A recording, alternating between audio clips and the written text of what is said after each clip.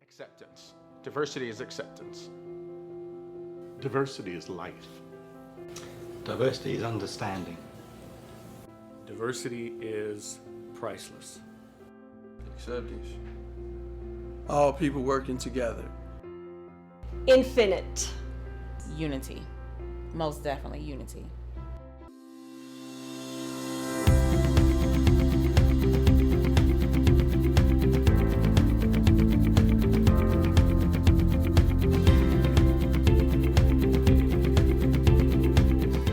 Good morning, everyone, and welcome to Uncomfortable Conversations that Ignite Change.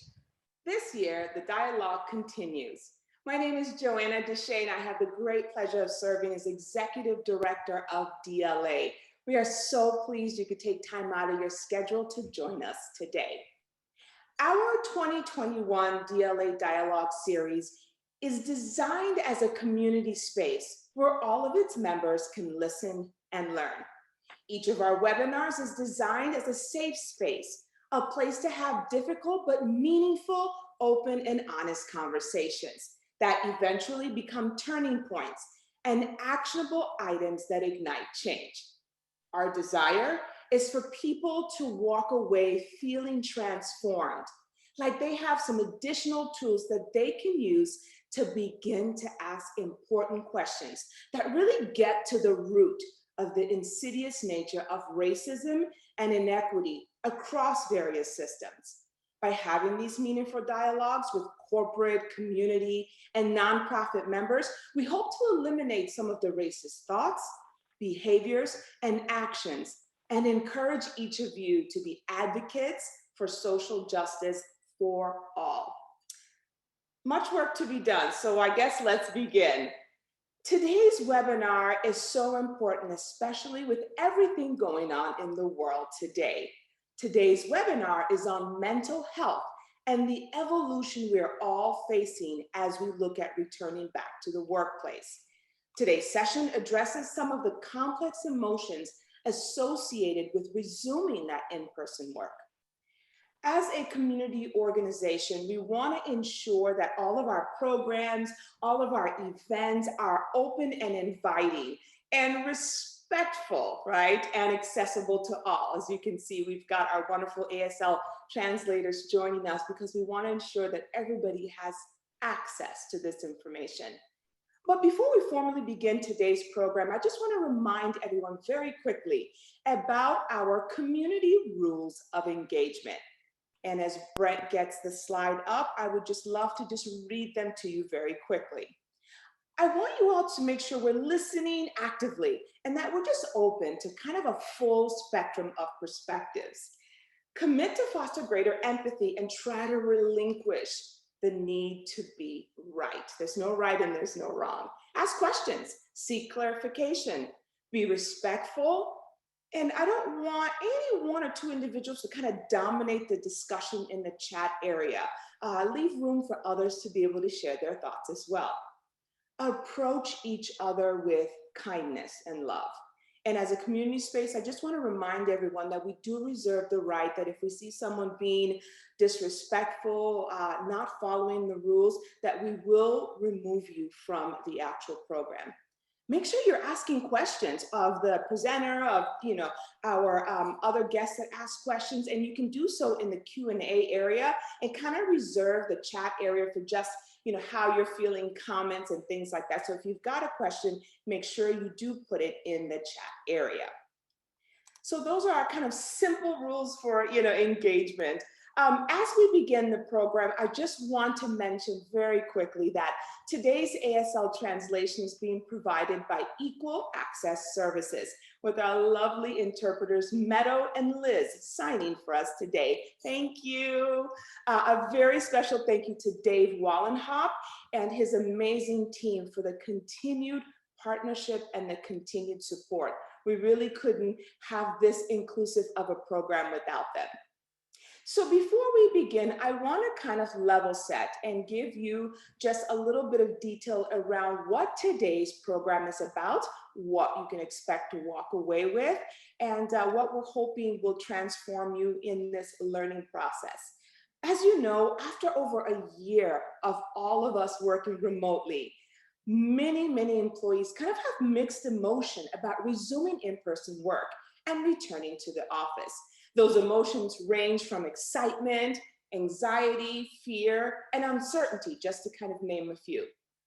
There are some concerns about exposure to the COVID-19 virus. People are concerned about reduction in flexibility, resuming that daily commute. You all remember that, right? Traffic, office safety, and even cleanliness protocols and kind of vaccine-related expectations. So those are the few things we're seeing kind of as emerging pain points for many employees. In today's webinar, you will meet Dr. Lauren C. Taveras, who is a licensed clinical psychologist, and she will guide us through an exploration of these concerns and more, and help us to identify concrete strategies to manage our own emotions, focus on what lies within our locus of control, and practice perspective taking to promote an inclusive, compassionate transition back to the workplace. Doesn't that sound amazing? Yes, compassion. So what I'd like to do now is I'd love to introduce you to this dynamic expert who will be guiding us through today's mental health conversation. Dr. Lauren Taveras is a bilingual, bicultural licensed clinical psychologist and the founder of Coral Valley Psychological Services, which is a private practice dedicated to addressing the psychosocial concerns of individuals, couples, and families, with a special emphasis on the Latino, Latinx immigrant community. In addition to psychotherapy, Dr. Taveras conducts immigration-related psychological evaluations in both Spanish and English for asylum-seeking immigrants in the US. Dr. Taveras, I think that's one of the things that kind of touched me when we first met last year is the amazing work you're doing with our immigrant population. So thank you for that. She graduated with a doctorate of psychology from Long Island University, where she also taught as an adjunct instructor, offering psychology theory and assessment courses at the undergraduate and graduate levels. She holds a master's degree in counseling psychology from Columbia University Teachers College, as well as in education from Pace University. Prior to her career as a mental health professional, she was a dual language educator and instructional coach in the NYC public schools. As a Dominican American, she was raised in a bilingual, bicultural home. Building multicultural competency is an ongoing value at the center of her practice. Ladies and gentlemen, a warm and gracious welcome to today's presenter, Dr. Lauren Taveras. Lauren, welcome. Thank you very much. It is truly an honor to be here today. I'm going to go ahead and share my screen so I can get my PowerPoint up to share with everybody as we get started with today's presentation. So just a moment.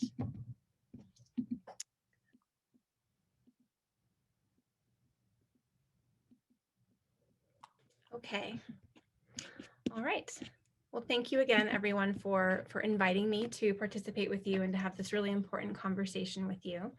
I'm really honored to be here and want to start by simply stating that we all bring unique perspectives to these conversations, and that in no way is what you are about to hear from me comprehensive or exhaustive. My aim is to offer a glimpse into some of the challenges that some of us may be facing as we grapple with the complexities of resuming in-person work, and to offer a few possible strategies to help you to navigate this transition in an adaptive and healthy manner. I welcome your perspectives throughout the program and your participation in the chat, the Q&A, as well as in a few Mendometer polls so we can get your perspectives throughout the course of the presentation. We'll also have a little time at the end for Q&A as well. I also want to highlight that the notion of resuming in-person work may have been relevant for some of you for months, months and months ago. You may have already gone back to work. So not everyone is only just getting back to work right now in person. So for those of you who have been at this for a while, I encourage you to think about some of the best practices that you and your organizations have employed in order to transition successfully. And I will invite you to share some of those perspectives with us a little bit later today.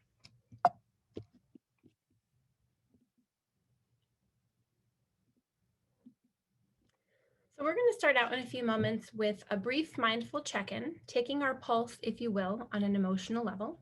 We'll then review some of the emerging concerns that many employees and employers across disciplines are voicing with respect to resuming in-person work and how these concerns are beginning to translate into ever-evolving norms in the workplace and beyond. And then I'll offer some emotion management strategies to assist you through this and any other really tough transition. While we'll only skim the surface today, my hope is that these perspectives will serve as a reminder of what you may already practice, or perhaps inspire you to deepen your practices and broaden your wheelhouse of coping mechanisms. Towards the end, I'll mention a few considerations for employers from an organizational psychological perspective. And finally, like I mentioned before, we'll close with Q&A. So we're going to take a moment to check in with ourselves emotionally. As you are currently experiencing, the topics that we're discussing bring up a lot of thoughts and elicit or even trigger a lot of emotions. So take a moment to just close your eyes and check in with yourself about the thoughts, about the emotions that are present for you and in you as you prepare for this conversation today. You might also start to notice where you feel this emotion in your body. I'd like for you to take a moment to respond in the Mendometer, naming 1, 2, or 3 emotions, just one word descriptions of the emotions that you might be feeling.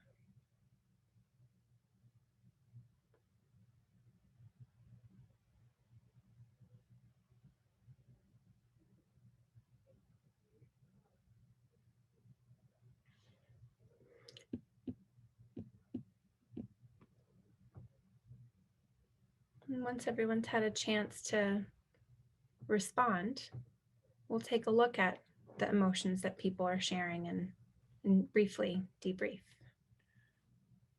Greatly appreciate everyone who's putting them in the chat. We're trying to catch everything. I'm putting in a Mendometer.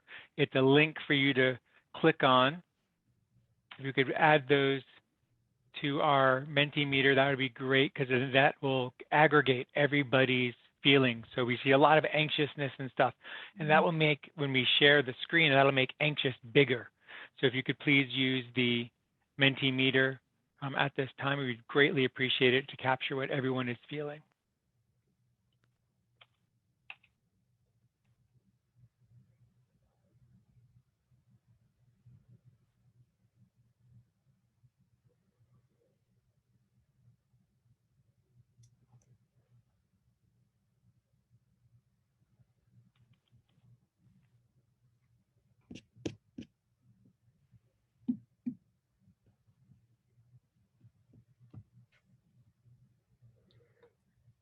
How's that Mendometer looking, Brent? It's moving along. I think we can share it. It'll continue to change, and people can continue to add to it. And I'll take a screenshot of it, everybody, at the end and put it in our recording, just so everybody knows we do record these, and you can find them at our DLA YouTube or off of our website. Okay. So Lauren, what do you see here? Yeah, definitely see a lot of anxious, a lot of anxiety, overwhelmed, nervous. I see excited is actually pretty large, but it seems like a lot of people are feeling also excited about returning to work. I saw depressed on there, uncertainty, cautiousness, certainly a wide range of emotions, but unsurprisingly, a lot of emotions that are associated with with fear, right? And we're going to talk a little bit later about how the emotions that we experience are on a continuum and how we can experience more than one emotion at the same time for different reasons or even for the same reason. So you can see here, we asked you to respond with 3 different words to describe the emotions that you're feeling. And I wouldn't be surprised if many of you said that you were feeling both anxious and excited, right? Because there are things that are exciting about this and things that may be anxiety provoking about this, depending on who you are, what your work situation is, and how you're feeling about this, this transition.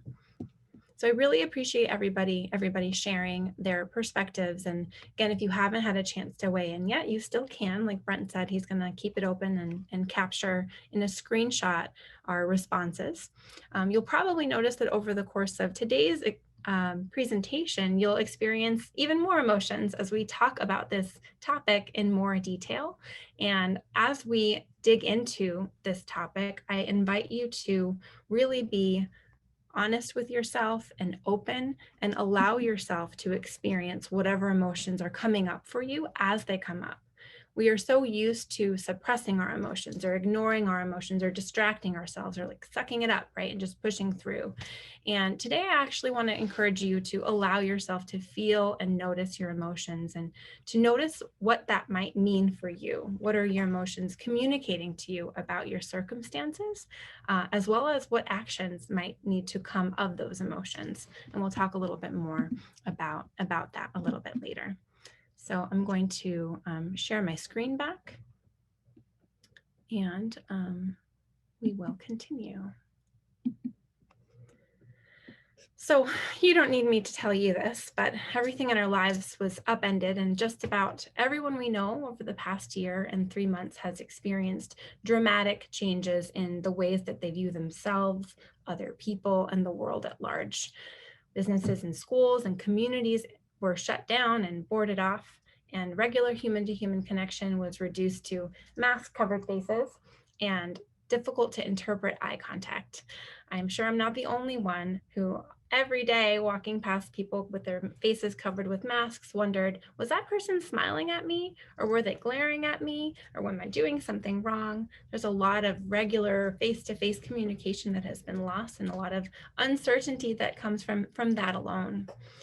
We've also struggled with more normal feeling facial expressions in that they were often filtered by computer screens. So even when we were able to see one another, we weren't able to meaningfully connect or connect in the same ways as we might have gotten used to connecting when we were physically in person. At different paces, we've been emerging from our stay-at-home orders and our virtual work environments while preparing to transition to what the media is calling our new normal way of living. And while some people are apprehensive about this transition, like many of you've shared, dipping just one toe into the water at a time, other people are just desperate to cannonball right back into life in person. Right? So we're all in very different places when it comes to our readiness. And one of the expected outcomes of this presentation is to help us not only deepen our awareness of our own perspectives, but also to open our eyes and our hearts to the perspectives of others. And this may be uniquely challenging for us at this time, because these times have been triggering fear and anxiety in us in ways that we might not have experienced before. And we know that fear and anxiety actually divide us from each other. They lead us to doubt one another, to fear one another, and they make trust virtually impossible. So let's remember that the anxiety and fear that we may be carrying with us may be influencing our perceptions of others and preventing us from being open to other people and to other perspectives. Acknowledging and then calming our fears is part of the work that we will discuss a little bit later. So now I invite you to simply soften your perspective, whatever it may be, and enter into this conversation with curiosity. So we're going to ask you to click on the link again in the chat for the Mendometer poll. So I'm wondering. I'm sorry, Lauren. I just want everyone to know this will be a new link that I'm putting in right now. Perfect. So we want to know a little bit more about what your primary concerns regarding resuming in-person work entail. Right. So for lots of different reasons, the emotions that you commented, that you shared a little bit earlier, are coming up for you. And we'd like to get a sense of what are some of the primary concerns for everyone participating. And there is a drop-down menu with some suggestions. If your response is something other than what is in there, which is likely because there are only a few options, feel free to add those in the chat as well, and Brent will help us. Oh, it looks like we're having a wonderful Zoom technical glitch with Mentimeter, even though it's showing me that it's open. So I'm not quite sure what's happening with that. Okay. Well, let me know if you want us to hop over this, and we can just proceed, Brent, and you let me know. I think we should just hop on over this and we'll proceed. Okay. Well, not to worry, because what comes next is actually a conversation about a few of the more commonly reported concerns about resuming in-person work, both from employee and employer perspectives. So as I do share what has been reported more broadly, both anecdotally and in a lot of the research that I've been doing, I want you to think about how some of these concerns may be translating into ever-evolving norms in your workplaces. So let's start with employees. As it turns out, many employees learned during the past year that they actually love telecommuting. I even saw that in the chat before we got started. I saw some people talking about how they were sad about going back to work because they really love telecommuting. So survey after survey from various sources suggests that reluctance to return to in-person work is in large part due to reluctance to give up telecommuting in particular. For obvious reasons, right? There are a lot of benefits to telecommuting. Most people aren't too sad about having given up their long commute to and from work every day. A lot of people have reported improved connections with their family members because they get to spend more time together, more time being close to their children, being closer to their children's schools, time to make meals, time to exercise, time to prioritize their physical health, perhaps in ways that they hadn't before, and really to pursue this work-life balance or work-life integration, depending on your preferred term. There are also some personality and mental health-based factors driving concerns regarding resuming in-person work. So introverted orientations really thrive in the remote work environment. So for those of you introverts out there, or people who are maybe socially anxious, people who may have post-traumatic stress, people who may be on the autism spectrum, working from home for individuals with these presentations, these personalities, or these mental health challenges may have been a surprisingly welcome relief, despite the circumstances that made this a reality for you. It can be surprisingly stressful for some people to gear up for a water cooler K-cup machine chat, and that can add a great deal of anxiety to a workday, depending upon who you are. There are also some jobs that are simply accomplished better in a remote work environment. Less distractions and interruptions from other people, more time in the zone, and perhaps even more time behind your desk without that long commute. Though, of course, this can also be a danger zone depending on how much more time you are spending behind your computer screen, because that can blur the lines between work and home. Many employees are also obviously concerned about their health and safety as they prepare to resume in-person work. There are persisting fears about contracting COVID-19, questions about whether or not face coverings must or will be worn in their work environments, questions about vaccination status, what's expected of them, what's expected of their colleagues. Immunocompromised individuals may be returning to work with a special level of concern regarding their health and safety. And people are confused and curious about different practices and policies that their companies will be putting in place in order to keep them and everyone safe. Finally, for a variety of reasons, people's psychological safety may be challenged in new ways during this return to in-person work transition, depending upon your identity. So for many individuals of color, members of the LGBTQ+ community, and from other marginalized backgrounds, working from home has been a respite from the onslaught of microaggressions that accompany their former daily work lives. In a recent interview, Dr. Courtney McClooney, a Black woman assistant professor of organizational behavior at Cornell University, recently told the In Her Words column of the New York Times, "This was the first year I haven't had my hair commented on and touched without permission in my professional life. I actually like not having to go into the office and be constantly reminded that I'm the only Black woman there. This is a perspective that is important to consider when people are considering going back to work and going back to some of the things they might not have liked about their everyday work life because of their racial, ethnic, or gendered identity or other identities that may be marginalized in different ways that we may overlook. A survey by the Slack think tank Future Forum recently found that 97% of Black respondents in the US said they preferred a fully remote or hybrid workplace over working in person, and only 3% of Black workers surveyed said that they wanted to return fully in person, compared to 21% of white workers. That's a really big discrepancy. In another survey from this same group, Black workers reported a 50% increase in their sense of workplace belonging and a 64% increase in their ability to manage stress once they began working from their homes. So the study concluded that flexible work was critical to a feeling of greater inclusion for Black workers in particular. So imagine what that might be as far as what people might be giving up in terms of having to go back to work fully in person, and some concerns that people might be experiencing with respect to losing some of that sense of inclusion that they might have experienced more fully being in their own homes while working. There are also added concerns for Asian American and Pacific Islanders. These individuals may be experiencing more concerns regarding their physical safety as they return to in-person work in light of recent increases in violence against members of the AAPI community. And finally, on the note of psychological safety, perspectives of diversity, equity, and inclusion may be taking on a new face in the wake of COVID-19. Some people are referring to the COVID-19 vaccination status as a new DEI issue. Being required to get the vaccine by an employer, or even to disclose one's vaccination status to an employer, has become a polemic issue, especially for those who either choose not to get vaccinated or can't get vaccinated as a result of their physical health status.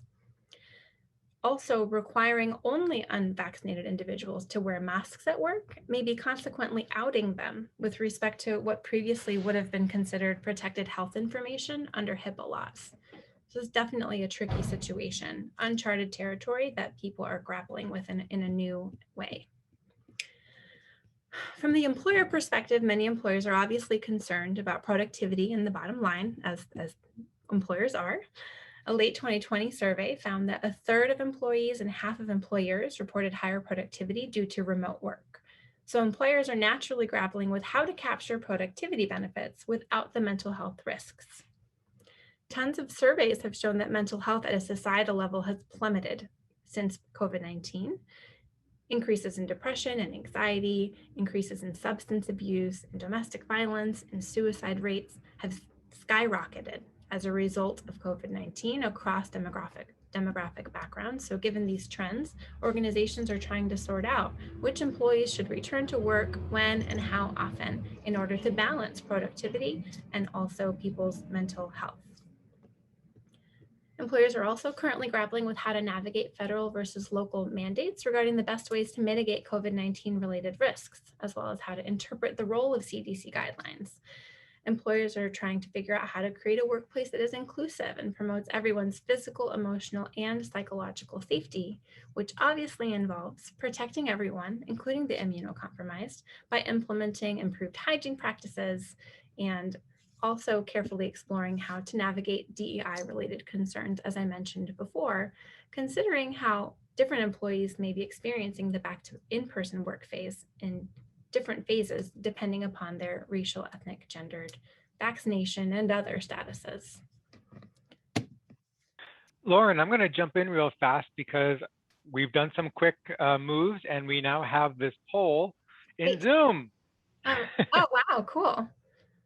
So everyone, thank you very much for bearing with us, but this was the question that you were going to see on Mendometer. Okay. And so we can address that now, and then we'll end the poll at some point, and then I'll share the screen so that you can see the answers and go over them. Okay. And the answers are coming in fast. They were waiting. They wanted to do this.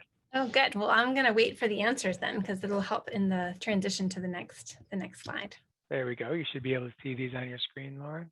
Thank you. Okay. So wow, so 44% of you are primarily concerned about your health and safety as you return to work. And next up, commuting and traffic at 31%. Sure, I imagine a lot of people aren't looking forward to getting back on the road, sitting in traffic, especially with a bunch of other drivers who also haven't been driving a lot in the last year or more. Traffic, I think, for a lot of people is was stressful even before the COVID-19 pandemic. And it's actually something that people are already starting to talk about is increases in road rage. By thinking about all of the anxiety and fear and nervousness and stress that we're experiencing in this transition and bringing that onto the road with a bunch of other drivers who may be experiencing the same thing, right? So I think that getting better at managing our emotions will be particularly helpful for that morning and evening commute. People seem to be equally concerned about being away from family and some office interactions. And the office interactions is kind of broad and could mean a lot of different things, but a lot of people are apprehensive probably about having to be social again and talking to people and dealing with some of the nuances of those day-to-day social interactions at the office. And then I'm not sure, Brent, if you can share a couple of ideas in the Zoom chat in the other section. I was just going to do that, actually. All right, we're going to stop sharing here. If you look in the Zoom chat, we have Angela who's talking about just wanting to make sure everyone is comfortable in the workplace again. Mm-hmm. Is very important. And learning the CDC guidelines from Heather. She's responsible for cleaning items when interacting with clients and safety protocols and what are those guidelines. And they're just ongoing changes. Mm-hmm. So she's very concerned about that. Absolutely. Yeah, I think that's a really big one that a lot of employers are grappling with because these guidelines are continually changing, and helping yourselves and your employees get used to whatever the current expectations are takes time. And soon enough there will be another change, and that'll also take time to adjust to. So it is definitely a tricky time, and not surprising why we're experiencing such a range of emotions. And why we're feeling like we're caught up in such a whirlwind, right? So how are we supposed to make sense of these and more issues as they continue to come to light and to evolve with all of the changes that we're experiencing at a societal and global level? So to support you in managing some of this transition in a more effective way, I'd like to offer a few pretty concrete emotion management strategies that might help you make sense of these circumstances, starting with helping you make sense of yourselves, right? So depending on your comfort level with identifying your emotions, feeling your emotions, expressing your emotions, some of what we talk about today might remind you of something you learned in kindergarten, whereas other things might be a lot deeper for you and might be different, and I might be asking you to try something that you've never really tried before. So at the very least, I hope that whatever you walk away with involves an understanding of the fact that whatever you're experiencing is valid and makes sense given your perspectives and is also surmountable. And also, which you can probably already tell by the participation in the chat and in these brief polls, that you're not in any way alone in what you are experiencing. While we all are experiencing these transitions in unique ways, we're experiencing them together. And that's something that can be very empowering and very healing in and of itself. So I'm going to review a few helpful practices regarding how to process your emotions. And as I do this, I want to highlight that you don't actually have to process your emotions following these steps in this particular order, because as human beings, we all experience our emotions differently. For example, some of us might be aware of the thoughts that we're having, but have no idea how that's making us feel. Some of us might physiologically feel something in our bodies and then become aware that maybe we're experiencing an emotion that we should pay attention to. So we're going to go through different channels to access our emotions and process our emotions: the thought channel, emotion channel, the body channel, and then learn how to make sense of those emotions by tracing them back to what caused them and then taking action when appropriate. So at the beginning of this conversation, I asked you all to take an emotional pulse check. And this is something that is healthy for us to do throughout the day, but especially in response to a noticeable change in our emotions. When you conduct an emotional pulse check, I encourage you to dig deeper than the standard, though arguably also evolving, emoticon lingo. Scientists have discovered that human beings across cultures around the globe experience the same 6 basic emotions that are featured here at the center of this emotion wheel. They are anger, disgust, sadness, happiness, surprise, and fear. Each of these emotions actually exists on its own continuum of intensity and specificity, as you can see as you move out from the center towards the outer ring of each core emotion. For example, fear, featured in green, can range from worried to terrified to alienated to inadequate. Right? There are a lot of different ways to experience fear. And this is one of the things I pointed out in response to the initial Mendometer poll on how you're feeling. A lot of the emotions that were shared were emotions that would show up in this little green piece of the pie, right? This fear portion of the pie. So one way that you might use something like an emotion wheel is by starting from the center and moving outward to try to get more specific, to name exactly what emotion you're experiencing. In and of itself, getting specific about the emotion will give you insight into where that emotion is coming from, right? Obviously, feeling ridiculed is very different than feeling frightened, right? And the circumstances that lead to those emotions would also differ greatly. So, quick example, let's say that Sandra is feeling off today and she's not sure why. She then starts to realize that it has at least something to do with resuming in-person work. And as she thinks further, she realizes she's feeling a bit of fear, right? So she starts here in the fear portion of the pie, of the wheel. More specifically, she thinks she's feeling a little anxious and perhaps even worried about going back to work, especially because she's somebody who tends to struggle with anxiety, and going back to work marks a lot of changes for her and for her family, including being further away from her kids due to her commute. She's also a little anxious about socializing with her peers after all this remote work, which is something that some of you have also shared. At the same time, Sandra's actually kind of over getting dressed from only the waist up and spending all day in her home office. She's eager for her kids to get back to school and back to their regular activities. So she notices that part of her is feeling a little bit happy, maybe a little optimistic about the change, maybe a little open to new experiences, open to this change. So notice how Sandra is experiencing very different emotions at the same time in response to the very same event, this idea of going back to work.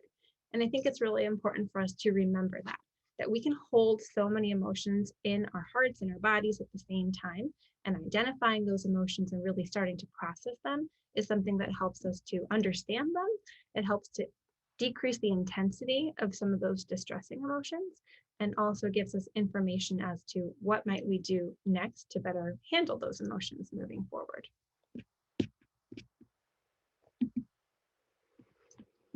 So how many of you have ever identified an emotion and practically in the same breath invalidated that emotion, right? Like, I shouldn't be worried. I shouldn't be frustrated. I shouldn't be sad. I should be grateful. I should feel excited. Why can't I feel excited like so-and-so? So all too often, we tell ourselves that we shouldn't be feeling the emotions that we're feeling.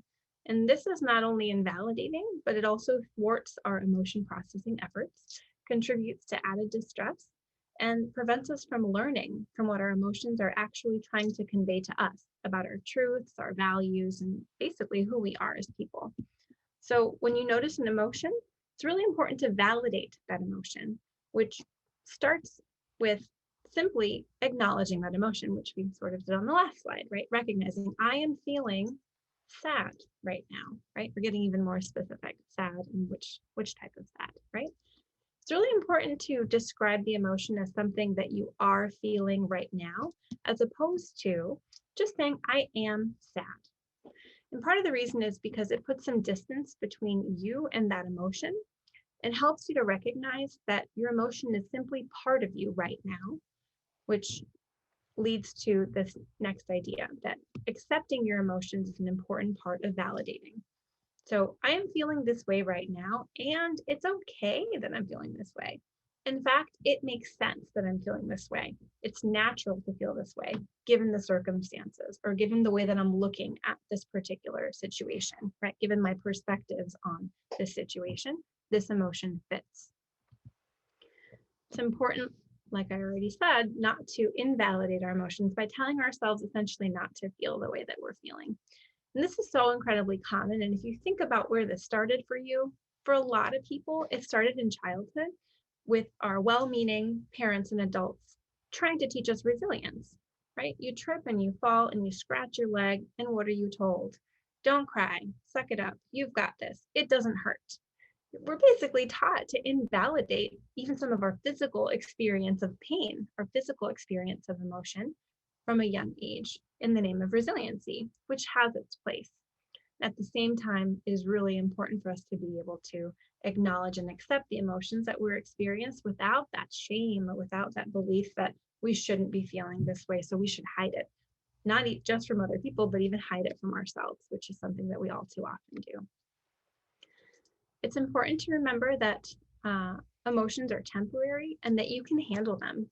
You are capable of handling your emotions. Emotions in and of themselves can't hurt you. And this is something that people have a really, we don't think about it that way often, right? We think the emotion is just this intolerable thing that we can't possibly experience without tremendous suffering. And it's true that emotions can come along with suffering, but it's also true that believing your emotions are forever and that you can't handle it makes them worse, right? It makes them feel worse and it contributes to increased distress. It's really important to take ownership of your emotions as well, rather than blaming other people or other circumstances for your emotions. This helps us to feel more empowered by what we are experiencing and to help us to also communicate our emotions to other people in a more effective manner using something like an I statement rather than a blaming statement. So we're not going to get into that today, but it's something that can be really helpful to keep in mind. So again, we're not necessarily going in any kind of order. Some people might feel their feelings in their bodies before they're able to name their emotion or understand where they're coming from. We're going to take a minute to talk a little bit more about how powerful it can be to feel your feelings in your body. It's a really important level of emotion processing that some people overlook altogether. We are mind-body creatures and we are connected in this way. And scientists have long known that common emotions can trigger physiological sensations in our bodies, like butterflies in your stomach, maybe when you're feeling anxious, or hotness in your cheeks when you're feeling shame, or hotness in your head when you're feeling anger. Studies suggest that these bodily sensations are directly associated with our feelings, regardless of our cultural background and regardless of the language that we speak. This mind-body connection is biological and it's linked to our very drive for survival. So what does this actually mean for us? It means that paying attention to how your body is feeling is in an emotional situation can actually help you tap into what that emotion is and what its function may be. This is especially helpful for those of us who struggle to identify or understand or even tolerate our emotions. Once you're able to identify the meaning behind the physiological sensations of those emotions, I encourage you to sit with those emotions, remembering how they are temporary and essentially riding them almost like a wave, right? Just so that you can understand that you're feeling it in your body and you're allowing the emotion to wash over you, remembering again that this emotion is not forever. So likely if you've identified, validated, and physiologically felt your emotions, you also have a pretty good idea of where that emotion stems from. And tracing our emotions back to the circumstances that elicit or trigger them is key to determining what to do next. So for example, if you identify that unsettled feeling in your stomach is associated with fear, and then you ask yourself, where is this fear coming from? Finding the answer to that question will help you determine what to do next. As I mentioned earlier, emotions convey to us important messages, and sometimes those messages involve taking action. So if your emotions are telling you that something is off, either in you, in your relationships, in your environment, or in your circumstances, it may be time to do something about it. Which brings me to my next slide about locus of control. Locus of control refers to the extent to which people feel that they have control over the events that influence their lives. And generally speaking, when dealing with challenges, people who have an internal locus of control believe that they have control over the outcomes that occur in their lives. This generally leads to better mental health outcomes, better problem-solving abilities, and greater success in general. However, people with more of an external locus of control tend to believe that external variables are responsible for the outcomes in their lives. They tend to blame those other variables or struggle with higher levels of anxiety and depression, feelings of low motivation, and feelings of hopelessness as a result of this generalized belief. So regardless of where your locus of control tended to lie before the pandemic, chances are that many of us have experienced a significant reduction in our own perceived locus of control over the past year. We may be continuing to feel this way, especially now as we prepare to go back to work in unfamiliar territory, and perhaps before some of us would like to. So how do we build up our internal locus of control? One way is by focusing on what is on our side of the tennis court. So as a quick disclaimer, I do not play tennis. This is an analogy that was shared with me by a supervisor of mine many years ago, and I really loved it. And because I do not play tennis, sometimes I botch it up. So the idea is that when you're playing tennis, you can't do anything about what's on the other side of the net, right? You can look and try to anticipate from which angle the ball will come at you, and you can be prepared to respond by hitting the ball back. But you can't actually physically climb over the net and get the ball and make it come back to you, right? So part of focusing on what your internal locus of control and developing that is by thinking about what's on my side of the net. What can I control? What can I impact myself? And what isn't really within my locus of control? What is something that I simply can't touch right now that I just have to wait for? So for example, if I'm worried about my safety at work, as many of you indicated that you are, maybe because you're specifically worried about whether or not your company is going to be cleaning adequately, or whether or not other people are going to be practicing good hygiene, or whether or not people are going to be socially distancing themselves from you in ways that make you feel comfortable. What can you do about that? What's on your side of the tennis court? So in this situation, you might send an email to your HR professional to request more information about what practices are going to be in place. You might focus on yourself, your own ability to practice good hygiene, your own ability to keep you and your body safe. Some things that aren't really on your side of the court that would encourage you to experience more anxiety if you focused on them more intensely might include other people's hygiene practices. Right? You can't wash other people's hands for them. You just can't do that, right? You can't decide what brand of cleaning company or cleaning supply your company is using in order to keep the office safer. You might be able to advocate for something that you want, but ultimately in some situations, you don't have full control over the outcomes. So in the meantime, focusing on what is within your locus of control, developing that internal locus of control can minimize some of the anxiety that you experience as you wait for more clarity.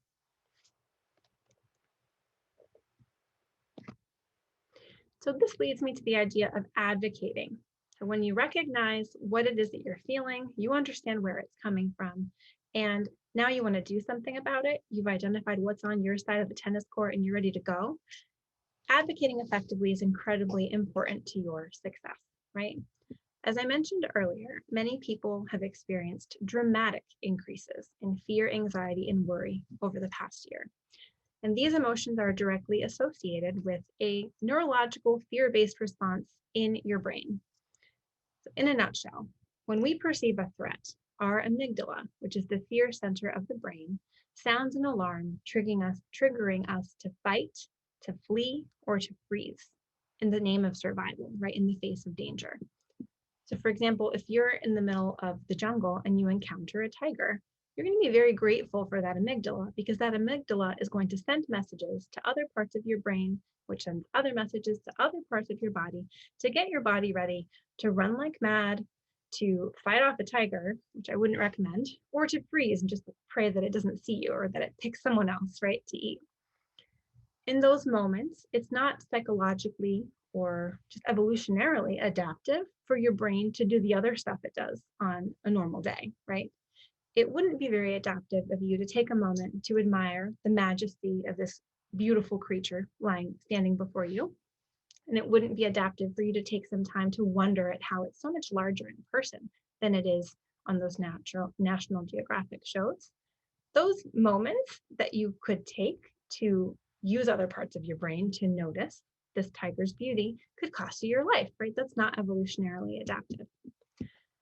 So one of the challenges is that this is a really adaptive response that our brains have to keep us alive, but it's activated on a pretty regular basis in response to anxiety and fear, even when the threat is not a tiger in the jungle, right? Some of us experience this fight, flight, or freeze response in response to everyday stressors, job interviews or stressful phone calls or traffic or returning to work, right? And so we're not saying that it's not in any way adaptive to experience anxiety, because your anxiety is teaching you or telling you that there's something you're not feeling comfortable about. But the full-on fight or flight response in response to that anxiety is something that is going to make it difficult for you to advocate effectively for what it is that you want in any given situation. So one of the best ways to handle this is to, when you notice that you might be experiencing that fight, flight, or freeze response, to mindfully manage your emotions before speaking up so that you can advocate for yourself, for your colleagues, for your health, for your family in a more effective manner. And one of the best ways to do that is through mindfulness and meditation. There are different mindfulness and meditation exercises that trigger a relaxation response in your body, literally physiologically activating the opposite response in your body than the fight, flight, or freeze response. So diaphragmatic breathing is an exercise that we're going to practice briefly today.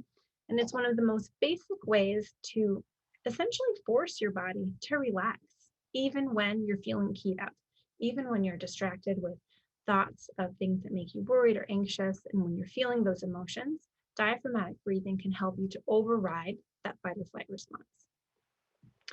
And so as we do this exercise, I am going to invite you to practice along with me. And clearly I can't see you, but I encourage you to really go through this practice together with me, rather than taking a bathroom break or answering an email, which is a common temptation when somebody says, we're going to do some mindfulness and we're going to do some breathing, right? But I want you to just experiment with me, see how you feel before and after this very brief mindfulness exercise, to see if maybe it's something you might try incorporating into your daily life, if you don't already do it, right? So I'm going to ask you to get into a comfortable position wherever you are seated. And ideally, your feet are flat on the floor and your palms are resting, palms up, sitting in your lap. Get into a comfortable position, sitting pretty upright. And just close your eyes if you could. Just take a moment to check in with yourself, to check in with your body. See if you can notice how the seat feels beneath you, how the ground feels beneath your feet. Briefly scan your body mentally and notice if your body needs anything right now. Maybe you're feeling a little hungry, a little thirsty, you're feeling a little uncomfortable, so you need to adjust. Just take a moment to give your body what it needs in this moment by still sitting quietly and mindfully. Now I'm going to ask you to turn your attention to your breathing. Don't do anything to change it. Just notice how you're breathing. Notice each in-breath, each out-breath, each inhale and each exhale.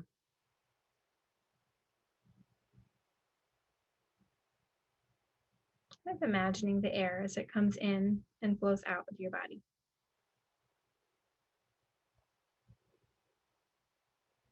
Now I'm going to ask you, like the picture, to put one hand on your chest and the other hand on your diaphragm, just basically right below your rib cage.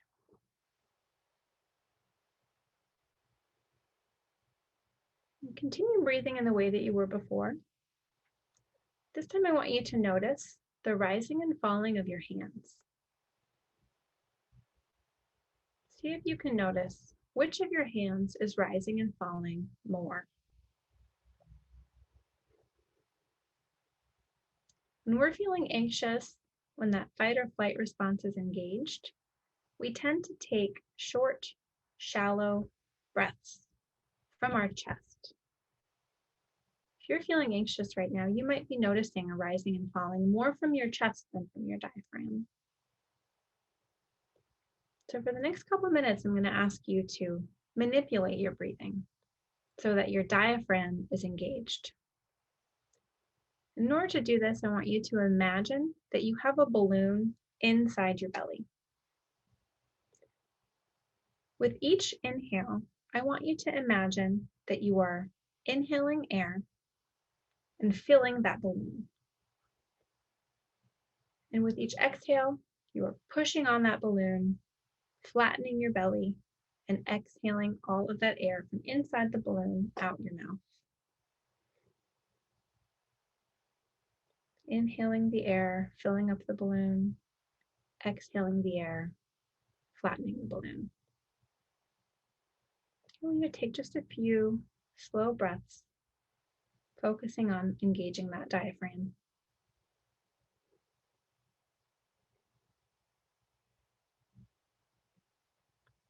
Now I want you to try to notice the length of your breaths and try to make it so that your exhale is slightly longer than your inhale. You should count at a pace that is comfortable for you, so don't necessarily mimic my count, but you might try something like inhaling for 1, 2, 3, 4, and exhaling for 1, 2, 3, 4, 5.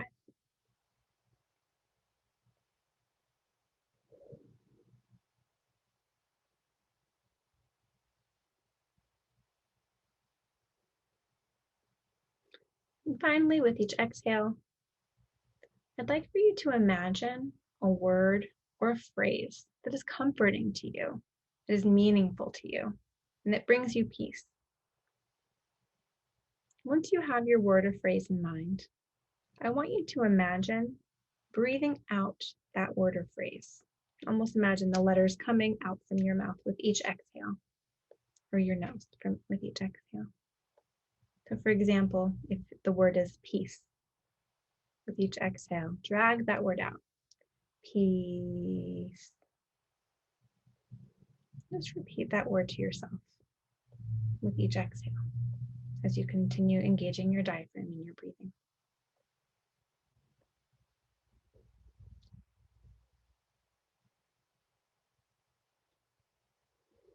And continue breathing in this way. You can put your hands back on your lap with your palms up and signifying an openness. Just take a few more slow breaths, keeping that diaphragm engaged.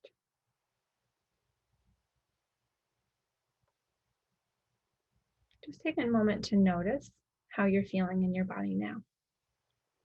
Now that you've taken a few minutes to focus really intensely on your breathing and to manipulate your breathing in a way that activates that relaxation response in your body, and see if maybe you are feeling a little bit more relaxed. Maybe you have less tension in your body. Maybe your heart is beating more slowly. Maybe those worries that you had before feel a little less present. And so here's where, if we were in person, I would ask everybody to share a little bit about what that experience was like for them. So I'm not sure, I'm not paying attention to the chat, but people are noticing any changes in their experience or have any reflections on what it was like for them to engage in that brief exercise, welcome you to keep those going in the comments. And Brad, if you happen to notice anything that seems worthy of reading out, feel free to interrupt. Actually, we don't have anything right now, but we will have some questions later on. I know that will be coming up. Okay, wonderful. So we'll circle back to this later, but definitely try to remember what it was like for you kind of before and after this brief exercise. And again, perhaps this is something that many of you are already practicing. Diaphragmatic breathing in particular is something that can help in the moment to calm our anxiety, but it's also something that can be very, very effective if you practice it every day throughout the day. Generally speaking, diaphragmatic breathing, as well as other mindfulness and meditation exercises, reduce our baseline level of anxiety. So imagine if you start at a lower level, even stressful situations that arise throughout the day will trigger your anxiety to a lesser degree, right? That intensity will be lesser because you'll have more control over your body in the way that it reacts to some of these situations. So you're actually, I'm sorry, Dr. Taveras, I'm going to interrupt. I'm going to bring somebody live who had a really interesting comment a while back ago. Okay. So let's see if I can do this. So it's Roberta Brunn, and we're going to promote her up to panelist, and we're going to see what happens.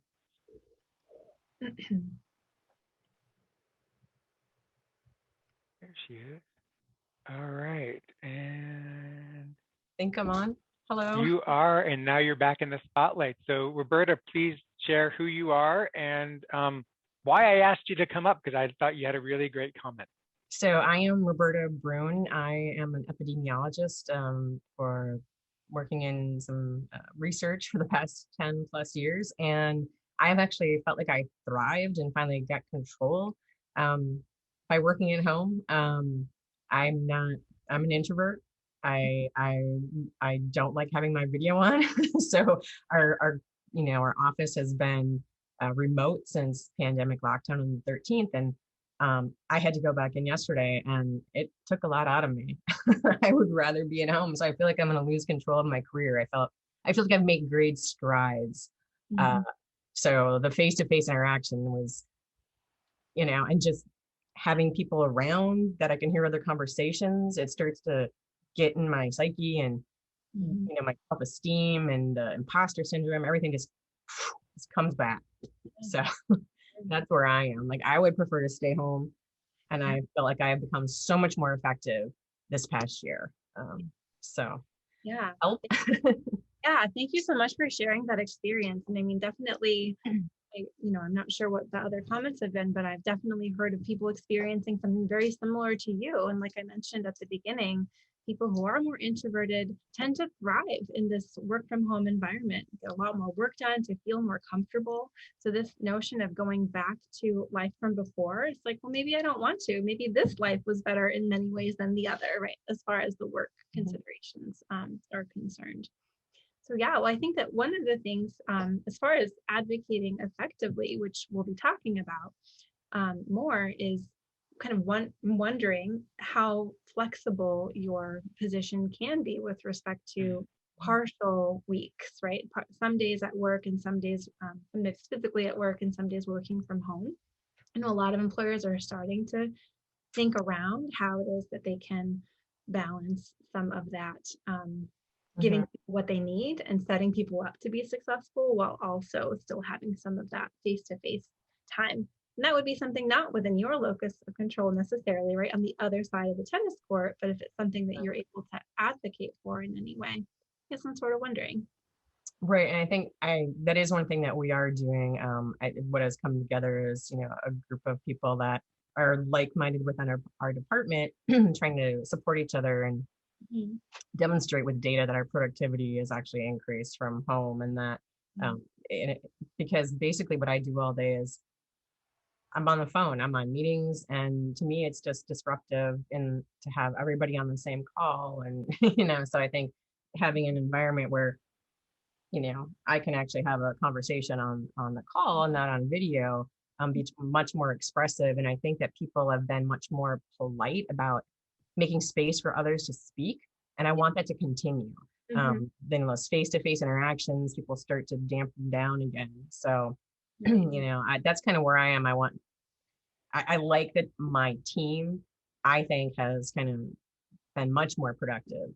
So I'm hoping that by demonstrating that, we get to have some flexibility, and I can handle a day in the office, and hopefully we can do something like that. But yeah, sure. Yeah, and if you are able to have that flexibility in terms of the schedule, thinking about how to use the time when you are physically in the office, maybe doing some of the things that don't require the level of focus that you really benefit from doing when you're at home and you have that space, that quiet, and when you can really get in the zone, and reserving some of that face-to-face time for the stuff that might be better dealt with face-to-face. And I don't know the details of your work, but there are some benefits meeting in person when you're working as a team, right? Depending on what you're working on, the kind of work that you're doing. So structuring that time in a really intentional way could maximize productivity both in the office and while working remotely. And I think in the meantime, kind of managing your emotional response, I think validating your experience for yourself and expressing those concerns to your colleagues and seeing how you can connect with them around these challenges can help with your emotional experience as you transition, right? Because this is going to take time to get used to whatever it is, or whatever this is. And I think that as processing it and talking about it along the way can really help us to move through it gracefully and more smoothly.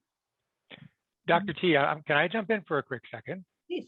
Okay, first of all, Roberta, I'm going to say thank you very much. I know you have to go, so I'm going to release you back out and then make a comment maybe for you to listen to as well.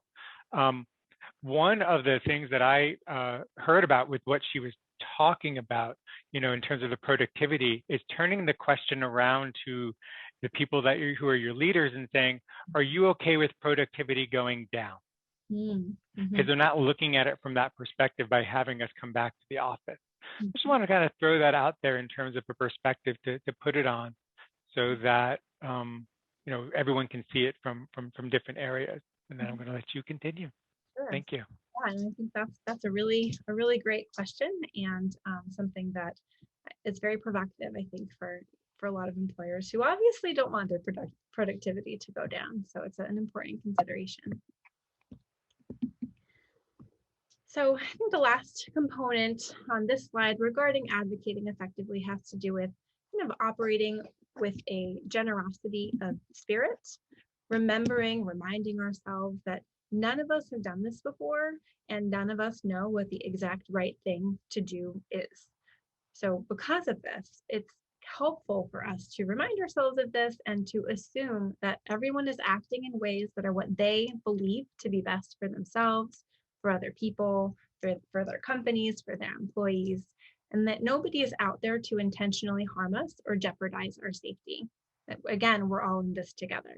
And while that may seem obvious and cheesy, again, with this fight or flight or freeze, with fear, anxiety, and worry, sometimes we interpret people's actions as intentionally aggressive or intentionally invasive, when that's not really what's going on, right? But it's our fear or our anxiety or our worry or kind of self-protection that leads us to sort of misinterpret the intentions of others. And so I think it's important for us to, once we've been able to identify those emotions, to mindfully manage them, to calm ourselves down, and to free up the other parts of our brain to think more strategically, to plan the way that we're going to communicate, entering into some of these perhaps challenging conversations with our employers, with our colleagues, with that generosity of spirit will set us up to have more successful conversations. So I'm going to pick up my pace a teeny bit here. This is just a slide with some evidence-based mood-boosting activities to help you to consider practicing healing on a daily basis, right? Healing isn't something that we just accomplish and do one time. It's something that we have to practice every single day in different ways, depending on what's going on in our lives and depending on what works at the time. Because some days a certain coping mechanism might work really, really well for us. And then another day that might not be so effective. So, Joanna was saying at the beginning, it's important for us to have lots of tools in our toolboxes to try out and to pull from. So some of these things are things that you're probably already doing, but can be a nice reminder that there are research studies to show that these are actually effective ways to boost your mood and to manage distressing or difficult emotions more effectively. So one of these is spending time with loved ones. So spending time with friends, spending time with family, basically spending time with people who nourish who you are as a person, right? And this is one of the reasons why some people are feeling really taxed with the notion of returning to in-person work, because it might mean less time with your loved ones. So I think it's important for us to remember that thinking about our time with loved ones in a more strategic way means we might still be able to spend lots of time with them. It might just not be all of the time, right? So maybe planning more special events with your family, planning more special events with your partners, so that you are being intentional about when you're going to be together and what you're going to be doing, so that you're not sacrificing that time with your loved ones as a result of resuming in-person work. Talking and journaling are also incredibly effective when it comes to helping us process our emotions and feel more at ease. So both talking and journaling help us to put words to our emotions, which is something that helps with emotion processing at a neurological level. So it's very important for us to get into the practice, if we aren't already in it, of talking to people who we trust about what we're going through, and to journaling about those experiences, because sometimes we see on the pages more insight than we might have gained by just thinking about it by ourselves, especially people who are more external processors.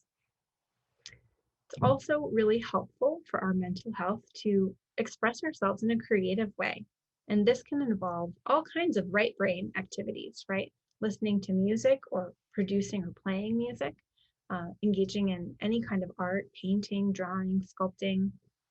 These are exercises that can help to engage your right brain again, and to help you to connect with your emotions in a different way, and that can help you to manage some distressing or challenging emotions, to balance out what you're doing with your brain, right? If all you're doing with your brain is worrying and fearing, you're going to feel that in your body and you're going to feel that tension.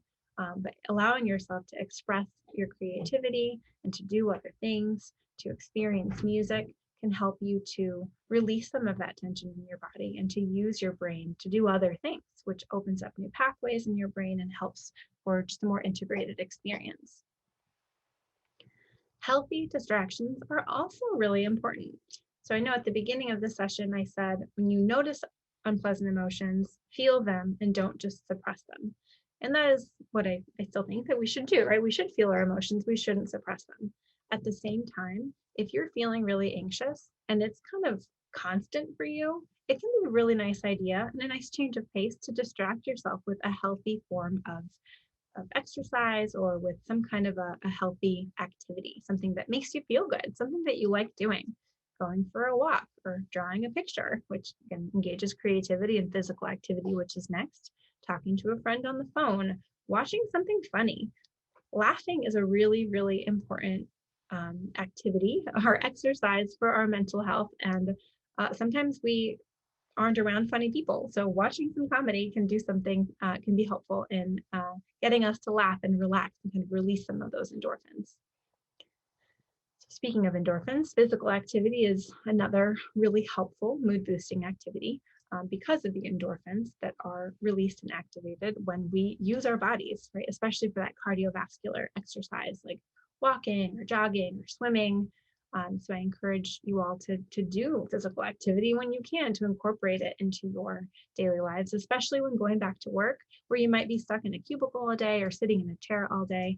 Find little opportunities to circle around the office, or to go for a walk, as long as it's 100 or less. Maybe you want to make sure that you're being safe and not exposing yourself to too much heat.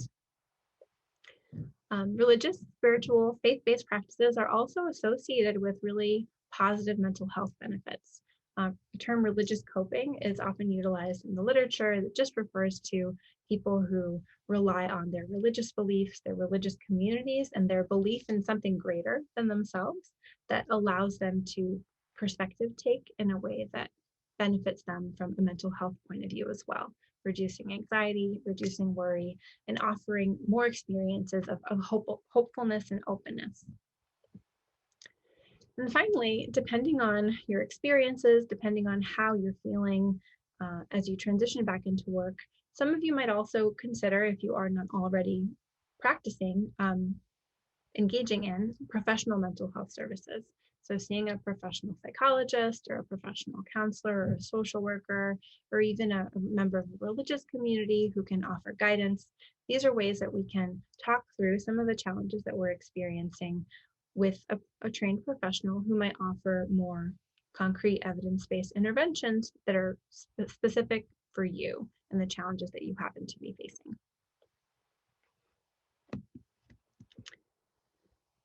So we're going to shift gears a little bit and talk a little bit about, from the employer perspective, what are some best practices that you are considering or currently employing to facilitate a smooth transition back to work for your employees?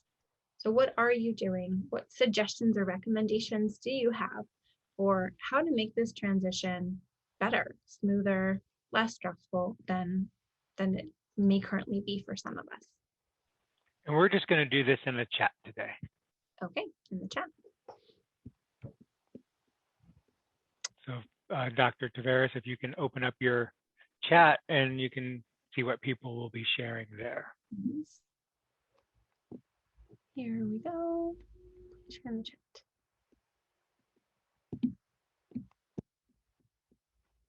I'm not sure. Are you seeing the chat moving? Are people answering? Oh. I'm just not sure if I'm looking at the right chat front. Well, Joanna has just shared pacing herself. Here we go. People are just thinking, right? So I'll share one of my best practices is just, I just always remember to exercise and keep some type of routine around that. Definitely. Yeah, routine. Well, exercise is really important, and so is routine, right? I've definitely heard a lot of people talking about especially with the hybrid work week, that they haven't quite gotten into a rhythm because it's really weird to go to work only 2 or 3 days a week, and that makes the routine challenging. Yeah, it sounds like we've got people who are pacing themselves, providing safety guidelines and PPE for employees to help them to know what to expect, to know what is expected of them and to protect them. Breathing techniques, which we have practiced, can be very helpful with relaxation. Grounding myself prior to beginning the day and during breaks. I love that, especially because just because we start off the day in a grounded, peaceful way doesn't mean we might get thrown off a bit by the stuff that happens throughout the work week. So taking breaks during the day to reconnect with yourself, to ground yourself, can definitely improve your mental health. Oh, look at Angelique's. Internal laughter, sporadic. Love it. Angelique. That made me laugh all by itself. That's wonderful. Yeah, negotiating hours. Ooh, to avoid height of rush hour. That's a good idea too. Yeah, we're all going to be back on the road. Maybe we don't all need to be back on the road at the same time. Yeah, touching base with associates individually and small teams. That's great. Giving people the opportunity to talk, to connect, to voice their concerns. Routine exercise, social interaction. These are a lot of really great and helpful recommendations, and hopefully you'll all continue sharing and also reading one another's responses. But it sounds like you have a wealth of best practices that you are collectively already practicing. And I think that's one of the great things about these kinds of seminars or conversations is that, again, none of us have all the answers. We learned so much from each other, especially from hearing what's already working for other people who might have already moved in this direction. So thank you. Right. Okay, well, I'm going to share a few other considerations that employers might want to keep in mind. I'm drawing from some recent work from an organizational psychology perspective. So one thing that we've talked already about that employers are considering increasingly is how to structure the work week, considering remote versus in-person time, and making some of these decisions based upon the requirements of any given person's job, as well as that individual's preferences, right? As we've heard, some of us, our jobs don't require us to be physically at work, and some of us just don't prefer to be at work in person. We work better at home. So we've shared some statistics, and these statistics vary depending on the survey. This is from late 2020. But 34% of employees say that remote productivity was higher than pre-pandemic output, which is lower than some other studies I've seen. 52% of employers say that remote productivity was higher than pre-pandemic output. So to Brent's question earlier, ask your employers, do they want to see productivity go down? So employers are recognizing this, right? You employers who are participating see that productivity has increased in many ways for those who are working remotely. 37% of US jobs can be performed entirely at home. Doesn't necessarily mean that they are, but they can be. And 73% of employees want remote work options to continue, those surveyed for this particular study. And again, this 73% is lower than the 97% that I shared earlier from another study looking at Black individuals in particular. So these statistics range depending on who you are and again who was polled at any given time. But I think the takeaway here is for employers to consider more flexibly what the work week can look like for different individuals depending on their job requirements, their individual preferences. If your team prefers working from home, chances are they'll be more productive as well if they are working in an environment that they actually prefer. So finding that balance. It's also important to revisit and respect boundaries and buffers.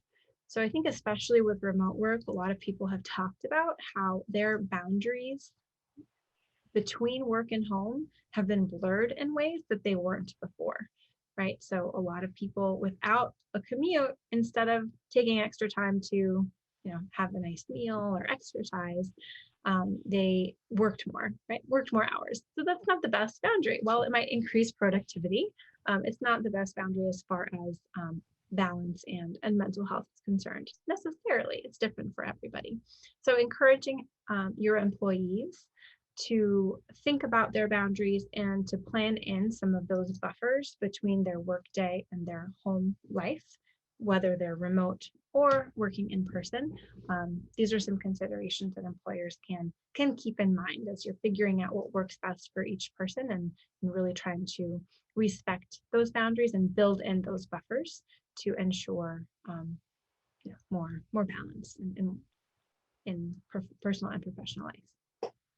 It's also so important to listen empathically to your employees' concerns. And this is probably obvious, but once again, because of all the anxiety and the fear and the uncertainty, people might not be communicating in as effective a manner. Their fear may be translated into demands, or it may sound more aggressive than they really intend to be because they're feeling uncertain or fearful. And, employers might also be feeling anxious and fearful for lots of different reasons. So I think it's really important to remember the emotional state that we're in when we are asking questions as well as fielding and responding to questions from employees. To always remember to listen empathically to everybody's concerns, regardless of whether or not those concerns can be addressed in the manner that they wish, right? So I think I really appreciated this quote. Diversity works best when psychological safety has been established, which is where that empathy comes in from the employer's point of view. For workplaces, that means not only having representation, but also being willing to listen to divergent thought processes. If people don't feel safe voicing their opinions without fear of negative consequences to themselves, their status, or career, then it's actually a greater disservice to the organization and the individual. So I think it's important for us to consider how listening empathically is actually a way to encourage diversity of thought, diversity of expression, and to remind everyone who is part of our teams, our communities, that their voices and their opinions matter, even if we aren't able to necessarily give them exactly what they're hoping for. And finally, a lot of employers are offering their employees opportunities to process the pandemic in kind of small groups at the workplace. And these may be facilitated by an HR professional or a mental health professional that comes in to offer this level of support. or even on work teams that have comfortable relationships where they feel like they can be transparent about their experiences.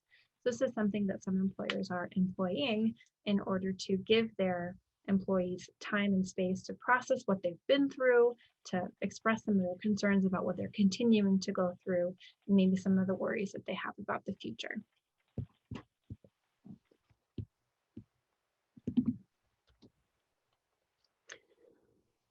So I want to comment that, like I've said again, I'm going to say it again, the pandemic has had a different impact on all of us for a lot of different reasons. So for some people, we have been afraid, we have been nervous, we have been worried about our own safety, the safety of our families. Some of us have been inconvenienced by really crazy upheavals in the way that we lived our lives before, right? Some of us have also experienced really traumatic wounds as a result of this pandemic. People have lost loved ones, people have gotten sick, people have recovered from COVID, but may still be dealing with some of the challenges that the sequelae of the virus. And regardless of where you are in this process, I'm hoping that the opportunity to reflect on your experiences, to name some of your emotions, identify them, and figure out where they're coming from can help you to grow to a better understanding of what you need next for your own mental health, for your well-being, for the well-being of your families, and everyone whose lives you touch. So I think it's important to consider, especially if you are kind of more on the traumatic wounds end of this continuum, of this spectrum of how the pandemic has impacted you, to consider really looking into getting some mental health support. You know, there are some that are calling, they're talking about sort of a post-traumatic stress response to the COVID-19 pandemic. So people who are actually experiencing symptoms of post-traumatic stress disorder in response to ideas, images, and experiences that they've had throughout the pandemic. And so if this is you, this definitely, I definitely encourage you to look into getting some mental health support to address some of those symptoms and to help you transition into whatever is next for you as far as professional life is concerned, while healing, because clearly that transition is going to be much more tumultuous for those of us who are still grappling with some more of those traumatic wounds. So, like I mentioned, and I really appreciate having the opportunity to have this conversation with all of you, because it reminds me as well that we are all experiencing this in similar and different ways, but we're all very much together in the fact that we are experiencing natural emotions that make sense given our perspectives, given our circumstances, and that there are a lot of really concrete evidence-based ways to support ourselves and support one another in transitioning more smoothly into the workplace, into the physical work environment. And I did include some of the resources that I think Brad's been putting into some of the slides, but some things you might want to check out as support. The emotion wheel, you can just Google emotion wheel and probably find several, but this is a link to the specific emotion wheel that I shared. Some of my patients literally save the picture on their phones as a favorite. I even have patients who have it as on the backdrop on their phones so that they're really thinking about processing their emotions on a regular basis. There are tons and tons of resources for mindfulness and meditation, and there are also apps that you can get for free on your phone to engage in lots of different kinds of mindfulness and meditation. So all we did was diaphragmatic breathing, but there are body scan exercises and progressive muscle relaxation, visualization exercises, guided imagery. There's so many different ways to practice mindfulness and meditation, and all of these ways are associated with positive mental health outcomes. So I encourage you to look into that further, or if you have great resources, to share those in the chat too, because I know tons of people have resources that they swear by.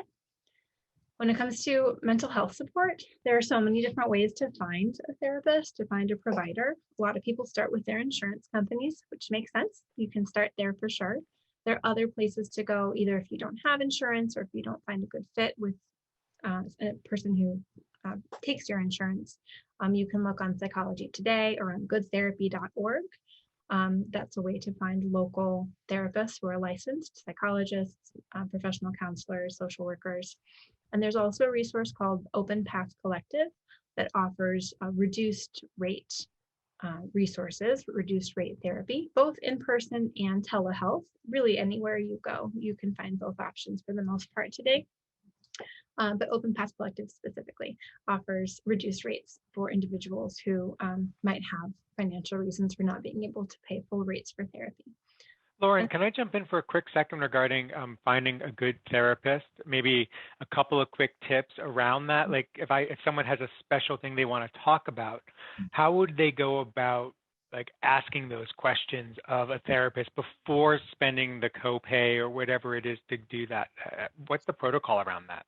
That's a really good question. And I wish there were a protocol. I think different therapists handle it differently, but I definitely encourage people to, for one, when you are searching for a therapist, depending on the website that you use, you can often filter your search based on what you're looking for. The profiles of individuals on like Psychology Today and Good Therapy have you kind of specify your areas of specialty. So you should be able to find somebody who addresses what you're looking for if it is like a symptom related thing. You can also modify your search based on the kind of therapist you would like to work with respect to perhaps their racial, ethnic, or gendered identity. I know a lot of people of color really prefer working with therapists of color who might have a better sense of what their lives are like and what experiences they're having and what microaggressions might be coming up for them. And that's really important, and that matters a lot as far as developing a really good connection with your therapist and really healing together. And obviously language or other preferences that you can kind of click on. I would also encourage people to find out maybe before going for your intake if the therapist does like a free phone consultation or something like that, so that you can ask a few clarifying questions before going. Not everybody offers that, but I definitely think that's something that that a lot of psychologists and therapists do offer to ensure that it's more likely going to be a good fit and that you can work something out together. So I hope that's helpful. Great, thank you. And we will have somebody with a question if you're ready, if you want to do that, or maybe while you do your webinar relationships, I'll queue him up. Sure, that sounds good. Yeah, because the last thing I was just going to say, again, with respect to post-traumatic stress disorder symptoms and COVID-19, there was a webinar that I thought was helpful that you might want to check out that might help you understand, even if you yourself aren't experiencing symptoms of post-traumatic stress, how other people might really be struggling as a result of the way that they have experienced the pandemic. So I thought it was a helpful webinar that you might want to check out. Okay. All right, I'm just waiting for the camera to turn on so I can spotlight. There we go. And we have SNO2. He's joining us. Hello, sir. Hey there. A DLA board member might be. Thank you for your service, SN. Absolutely. And thank you for this workshop. Really insightful and I think helpful for everybody that's on today. I wanted to ask a quick question. I know you shared some really great tips and thoughtful ways that employers could go about really supporting their employees through this time of returning to work. And obviously it's something that everybody is taking seriously and thinking about. So I wonder, are there any other strategies that employers can use right now to address the psychological safety concerns that you talked about, especially for, underrepresented or marginalized groups in the workforce, while also making sure that we're not creating issues around equity or fairness in the process? Because I think that I've heard that a bit too, is how do we make sure that there's fairness and equity in the way that we bring people back, right? But also taking into account all of these concerns and realities that you brought up. So Yeah. Any tips there, anything else that strategies that you would recommend? Yeah, well, I definitely, that's such an excellent question. And sometimes these questions are difficult to answer broadly because every organization and company is so different and has the capacity to do such different things. But a few thoughts that come to mind, I think certainly whenever employees feel like their voices are heard, that is validating in and of itself. And so I think it's really important to give employees space to express whatever their concerns may be. And that might be as simple as some kind of a survey, like a back to work survey, right? What are some of the concerns that you have and what are some of the preferences that you might have? And I think with something like a survey, you have to be careful about not making it seem like you're going to give people whatever they put on the survey, because that can actually turn out to be rather invalidating. And people are like, oh, they want to hear what I have to say, but they're not going to do anything about it, right? That's tricky. But I think that when offering that opportunity to share, people feel hopeful that at least their employers care about their perspectives and are doing whatever they can to help them feel more comfortable. And so I think that in response to what people share, making sure that you're addressing the concerns, even if you're not giving everybody what they're asking for, that's also really important, so they don't internalize that their concerns that they've expressed have just fallen on deaf ears. I think another strategy that might be helpful is having kind of at the smaller level, what do I want to say, like with direct supervisors or managers, having smaller group conversations about what people are experiencing, about what they're hoping for. That can be really helpful, because I think rolling stuff out to large groups of people isn't emotionally and psychologically safe either. That's not a very emotionally or psychologically safe environment in which to ask questions or raise concerns. So I think giving people opportunities and with their managers and kind of training managers and supervisors in how to bring up these concerns, give people opportunities to express those concerns on a more regular basis. So it's not just you're coming back to work, what are your concerns, and we're not going to talk about it for 5 weeks, right? But to have it be a regular part of checking in with people. How are you doing? How are you managing this transition? And what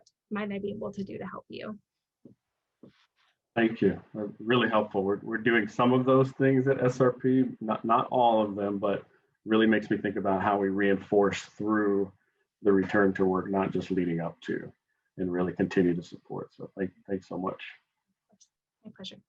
Thank you so much. Wow. Dr. Taveras, that was amazing.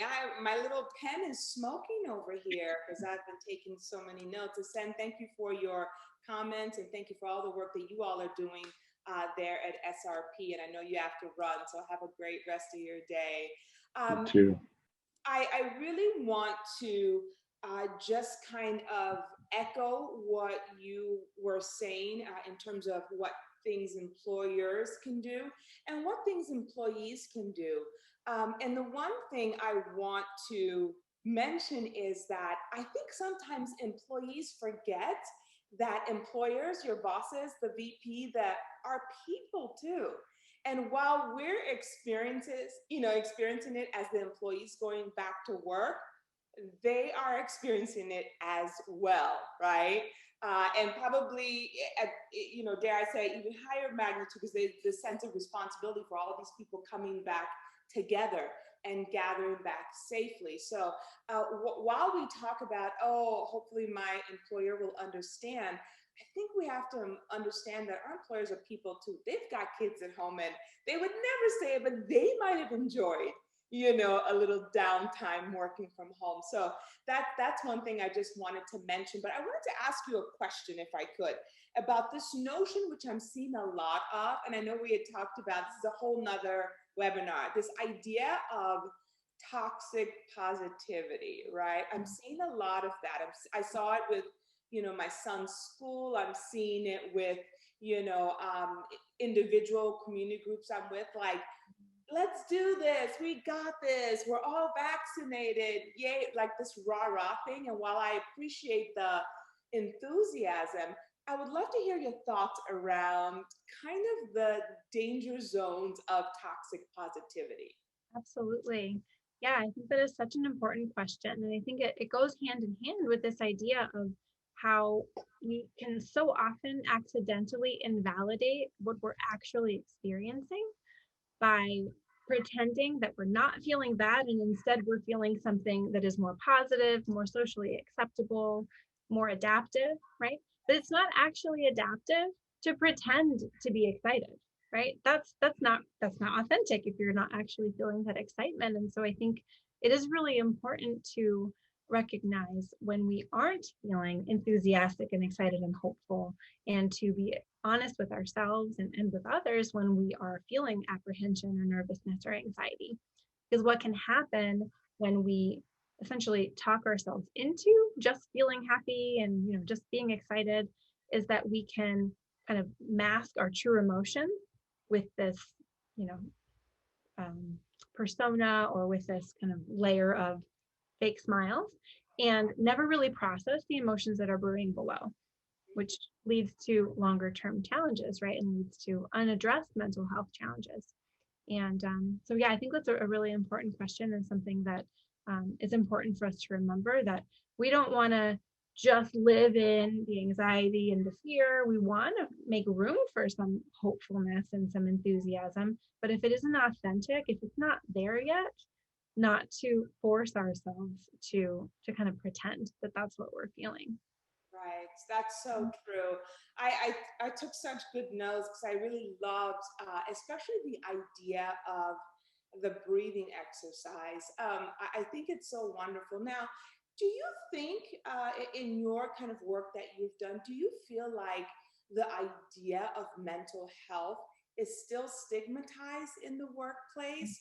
Or do you feel like we're kind of turning a corner with all of the COVID stuff? Because I still hear people that, are saying that they want to shy away from mentioning that they're having a, issue today, for fear that there may be stigma around it. So what are your thoughts on that? Yeah, well, I think that everything that you're saying is totally true and consistent with my experience with my patients. I think that for some people, it does still feel very, very stigmatized, and they are still apprehensive about speaking out about what they're experiencing. And at the same time, I think that in light of the pandemic, people are more aware that we're all struggling in different ways. So it almost seems more normal to be struggling, because nobody had an easy year, right? Everybody struggled in some kind of new way in the last year. And so it's giving people the opportunity to be more transparent about what they're experiencing, because they know that they're not the only person who's struggled in some way. And I definitely think that it is still more stigmatized among community of colors, among Latino communities, and that's something that, one patient at a time, I work to try to minimize, to encourage people when they feel comfortable to be open with colleagues and even with their employers about some of their the ways that they're addressing their mental health, right? I think that there's something really empowering about acknowledging that you're working on something and that you are using tools to address the challenges that you're facing. And that can also help to reduce the stigma slowly but surely as more and more people talk about it. I've actually had several patients tell me, yeah, I told so-and-so at work that, about our sessions.